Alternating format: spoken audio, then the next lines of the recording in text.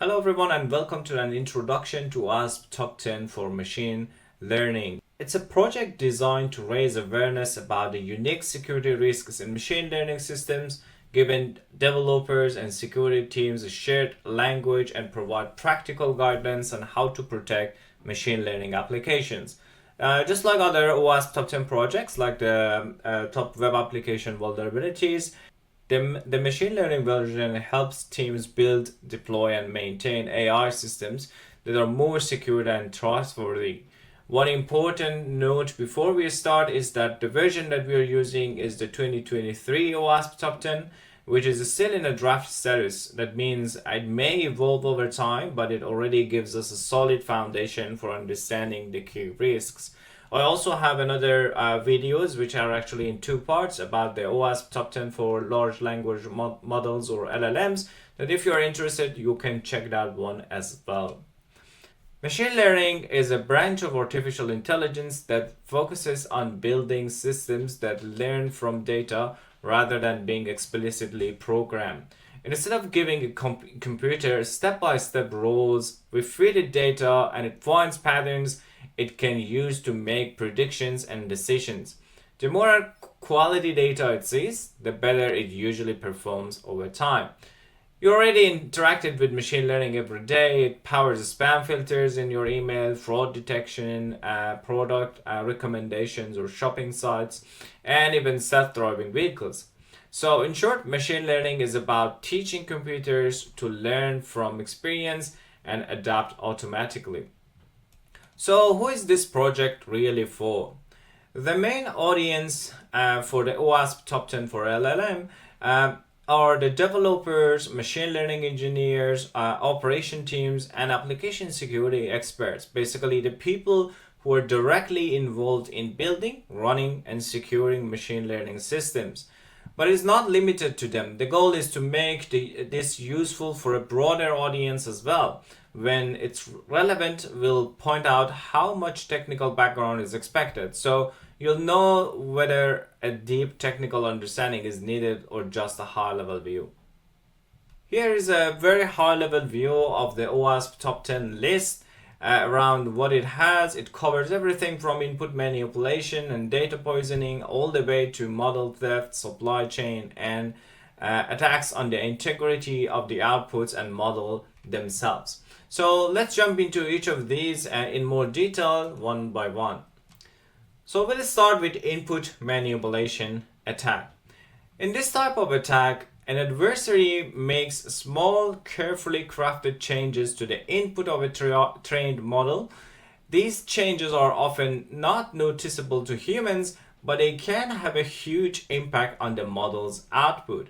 This is a form of adversarial attack. The attacker creates inputs especially designed to fool the model. For instance, imagine a self-driving car that uses machine learning and image recognition to read road signs. An attacker might place a small sticker or a pattern on a sign. To a human, it still clearly looks like a normal sign, but the machine learning model might misclassify it, for instance, seeing a different speed limit or even misreading another type of sign. Depending on where machine learning is deployed, this kind of misclassification can lead to serious safety issues. The same idea applies in many other areas. In malware detection, an attacker might slightly modify a file so it looks legitimate and no longer a malware. The core idea is that machine learning models, especially deep learning models, rely on complex patterns in the data. Small targeted changes to the input can push the model over a decision boundary, a change that humans don't really even notice, but the model reacts strongly to it. So let's break down the typical steps in an input manipulation attack. The first is to understand the target system. Just like most attacks, it starts with reconnaissance. The attacker tries to understand what does the model do, what input does it expect, what output or reaction does it control, how can they interact with it, API, web form, mobile app, or whatever other sorts of interactions. Craft adversarial inputs. Based on that knowledge, the attacker creates adversarial payloads, inputs that look legit but are modified to confuse the model. For example, with the traffic signs, they adjust pixels or add patterns so that image still looks fine to humans but trigger the wrong classification in the model. The next is exploitation or delivering the payload. That's the final step. They deliver the payload or the input to the system and observe how the model behaves. If the model produces the wrong output in a way that benefits the attacker, like bypassing a security control, then the attack is successful. So, how we can defend against input manipulation? The first thing is adversarial training. Don't just train your model on clean data. Include adversarial examples in training sets so the model learns what malicious manipulated inputs look like. Over time, this helps the model become more tolerant and less sensitive to these tiny changes and reducing the chance of a successful attack. More robust model design.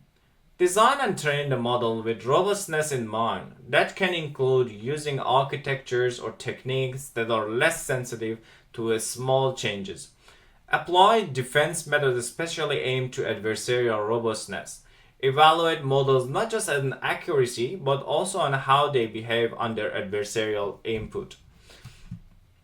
Next is input validation and anomaly detection. As always in security, input validation is a key. Before passing data to your model, validate and sanitize it. In the machine learning context, that also means checking for unusual patterns or out of distribution values, detecting inputs that look suspiciously different from the normal training data, applying rate limiting and monitoring so attackers can't probe the model freely. None of these defenses are perfect on their own, but combining them makes input manipulation attacks much harder and more expensive for an attacker to pull off. Okay, so next is the data poisoning attack. A data poisoning attack happens during the training phase.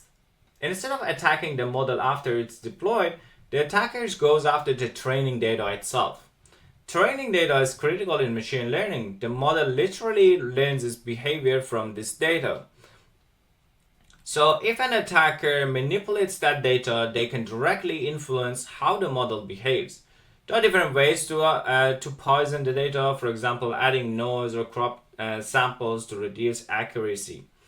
Changing data labels so the model learns the wrong associations, introducing a specific backdoor patterns so that a specific input triggers attackers' controlled behavior.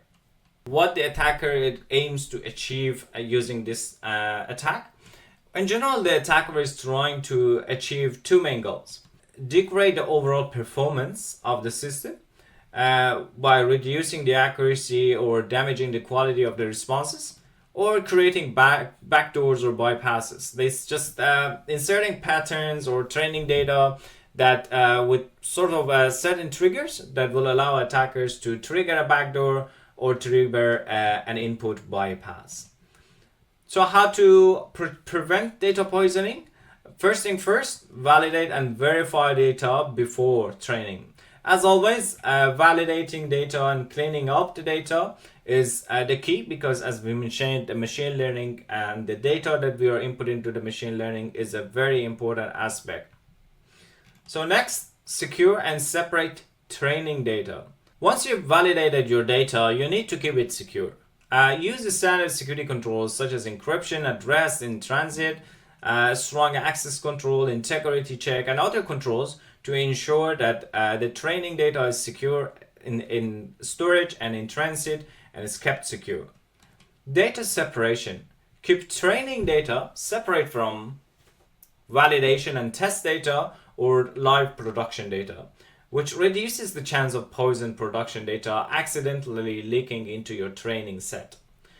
Monitor and audit the system for monitor the logs for any sort of unusual behavior. Model validation after training. Validate your model using clean, separate dataset that was never used during the training. Check if the model behavior matches with what you're expecting. Next is model ensembles. Another defensive technique is the model ensembles, combining predictions from multiple trained models. Each model is trained independently. It's harder for an attacker to poison all of them, so that you can compare and you can evaluate based on the combined result of the modeled and the modeled outputs. Okay, the next is model inversion attack. A model inversion attack is a type of privacy attack where an attacker uses access to a model to reconstruct or infer information about the data it was trained on. The basic idea is that the attacker repeatedly queries the target model and then trains their own model to reverse engineer the relationship between inputs and the outputs. Over time, they can approximate or reconstruct parts of the original training data. This becomes a big problem when the model was trained on sensitive data. For example, if a model is used by healthcare, a successful model invasion attack might leak things like patient attributes or pattern related to their medical history. One important detail is that machine learning models often expose rich output satisfactions. Not just a label like dog, but probabilities like 80% dog, 20% cat. The more detailed this information is, the easier it becomes for an attacker to perform model invasion and slowly reconstruct the underlying data. To reduce the risk of model inversion, you can apply several defense techniques. First thing first, access control. Limit who can query the model and how they query it. Restrict access to trusted users and apply rate limiting. Next is to limit the detail in the model output, or what the model is outputting to the users. Up next is monitoring for anomalies. Continuously monitor on how the user is using the model and what your application is returning. Watch the outputs. Are there cases where the model reveals more detail than necessary? Where you have ground truth labels, compare predictions against true labels to detect unusual error patterns. And last is model retraining and updating. Regularly retrain or update your model on fresh data. This refreshes what the model has learned and can limit how long any information recovered by the attacker remains useful. In practice, these defenses are most effective when combined. Good access control, limit output details, strong logging and monitoring, and a regular retaining all work together to make model invasion attacks much more harder. Next is membership inference attack. This is another sort of a privacy-focused attack. In this type of attack, the attacker's goal is to figure out whether a specific data point was used during the training of the model. Why is this a problem? Because many model behaves differently on data they are seeing during training versus data they've never seen. Typically, the model will show higher confidence and slightly different behavior on training samples. If the training data contains sensitive information like medical records, financial records, then just knowing that a particular person's record was part of the training set can already be a serious privacy risk. How to protect against membership inference? Shuffle and randomize training data. Reduce the overfitting. Properly shuffle data during training helps the model learn general pattern, not just specific sequences. More importantly, you want to avoid overfitting so the model doesn't memorize individual samples. The less the model memorizes, the harder it for the attacker to tell whether a particular record was in the training set or not. Model obfuscation and output limitation. The more information you return from the model, the easier it is to attack. Where possible, avoid exposing full probability factors or very precise confidence rounds. You can also round the predictions, for example, turning 0.9712 in 0.97. Next is regularization. It encourages the model to generalize instead of memorizing the training data. It's in different levels. The level 1 adds a penalty proportional to the absolute values of the weights, and the level 2 adds a penalty proportional to the squared values of the weights. You don't need the math for this video. Just remember, stronger regularization usually means less memorization and lower membership inference risks. Use large, clean training databases. Very small or highly duplicated databases increases the chance that the model memorizes individual records. Using larger, more diverse datasets and removing duplicates where possible helps the model focus on general patterns rather than a specific example. Testing and monitoring. Finally, test and monitor your model in production. Simulate membership inference attacks during evaluation to see how vulnerable the model is.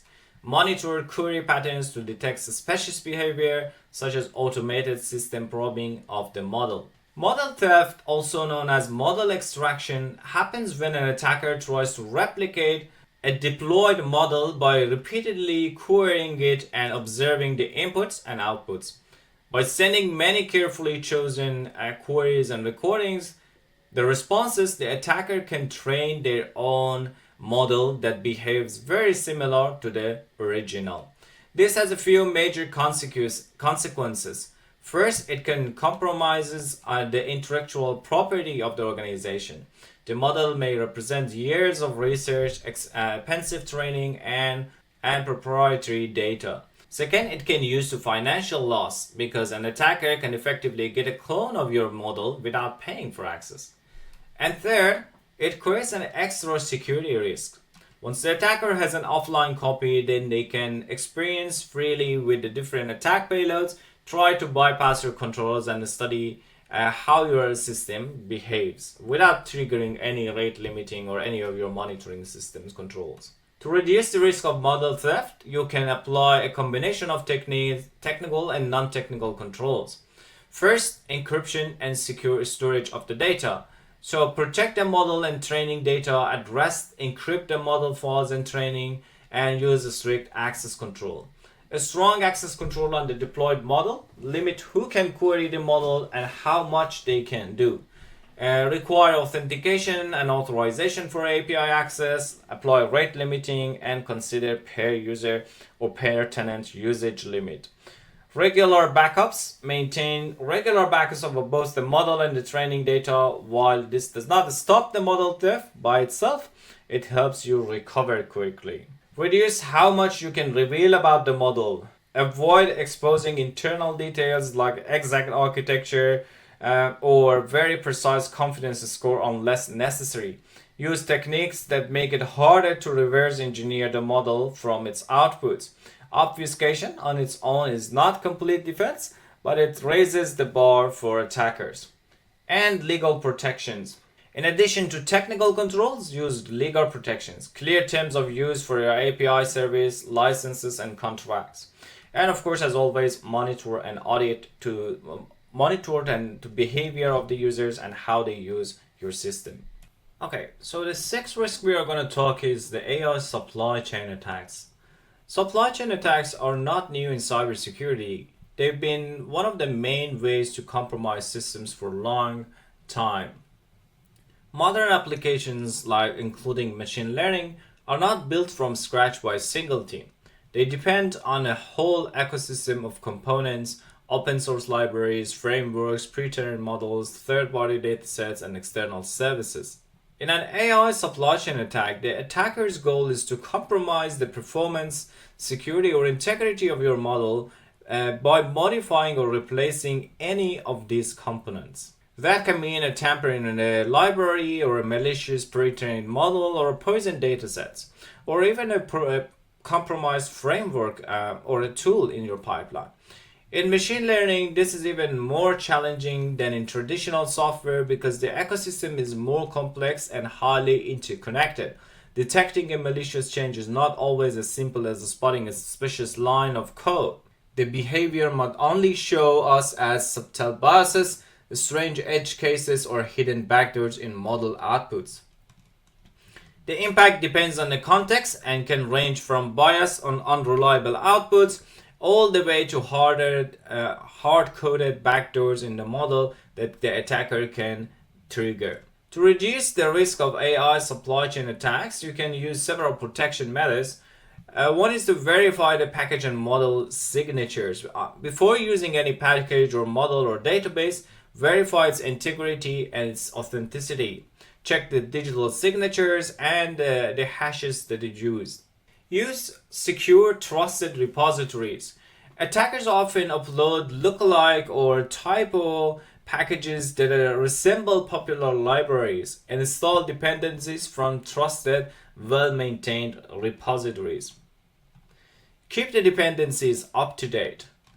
Isolate with virtual environments where possible. Use virtualization or containerization to isolate project dependencies. This separates your machine learning environment from the rest of the system, and it kind of creates a segregation.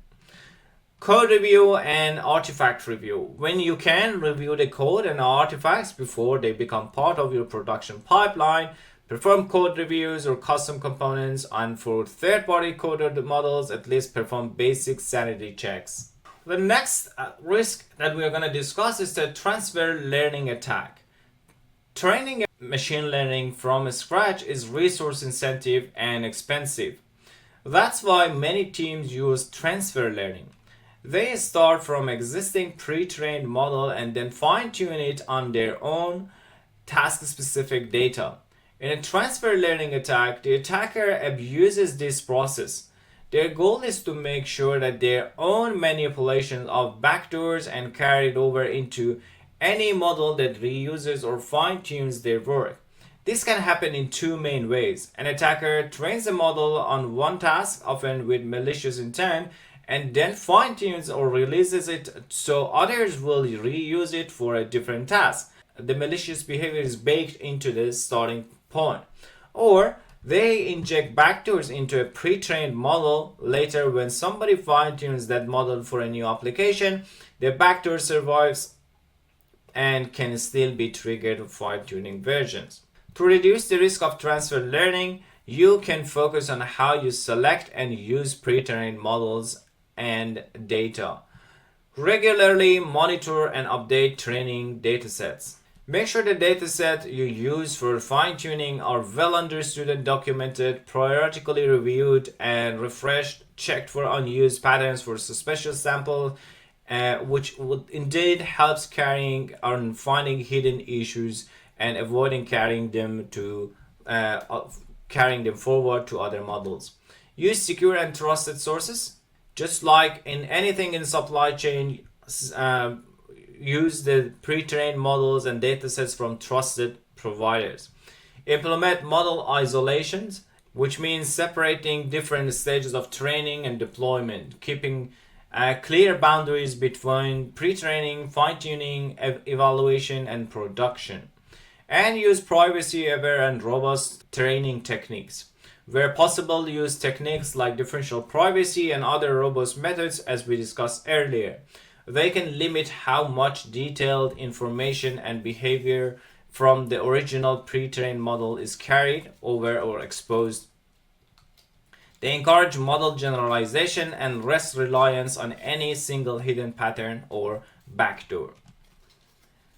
Next is model skewing. Model skewing is an attack that mainly targets the data used to train or update the model. The attacker manages to modify or poison the training data or the feedback data, gradually pushing the model towards biased, unintended, or harmful behavior.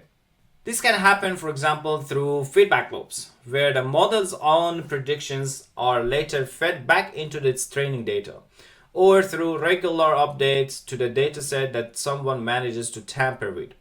Because these changes are often small and incremental, the attack is stealthy and can be hard to detect, but the long-term impact on the model's behavior can be significant. To defend against model skewing attacks, you can apply several controls around data, feedback, and monitoring. First, strong access control and logging. Verify feedback data integrity.